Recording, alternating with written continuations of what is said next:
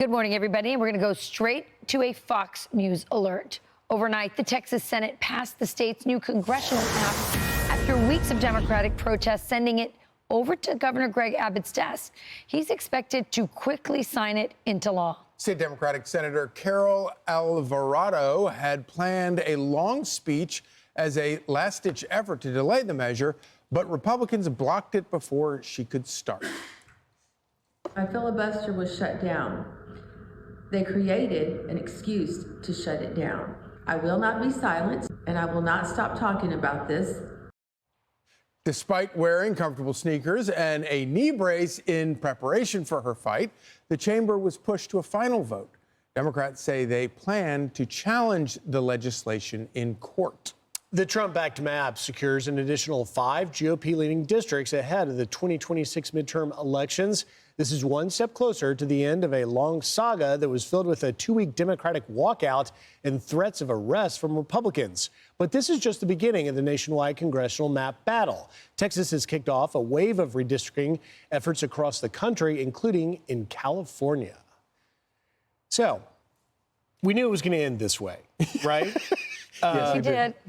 But I think the big takeaway is that it's on now. The redistricting, gerrymandering battle, President Trump is doubling down, saying they did it, we're going to do it. And the interesting thing is to see where this goes, because you do have these heavily Democratic, already gerrymandered states like Illinois, like even Massachusetts. Obama was raising money in Massachusetts to try and, fight for the redistricting. Massachusetts has all Democrat members of Congress. It is really what Griff is talking about, that Donald Trump, in so many ways, is just really kind of teaching people, hey, they play this way. We're going to play this way, too.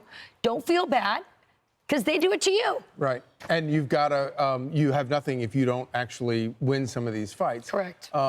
It's interesting because, of course, as you point out, Griff, in a place like Massachusetts, they can say that they want to fight back, but when there's no more seats to glean out of the situation, you're kind of When you've screwed. already done it so long. Yeah, and you've already perfected it. And then, of course, you also have a lot of other states around the country that are Republican-leaning states that are like, okay, sure, if you want to start this fight, because Gavin Newsom said he's going to do it in California, and I guess there might be a seat or two there that they can further squeeze out of it.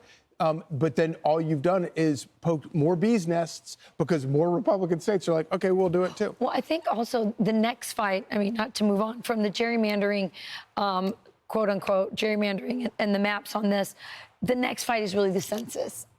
Donald Trump saying we are only going to count citizens in the census. And when you do that, Democrats will lose many seats, especially in California.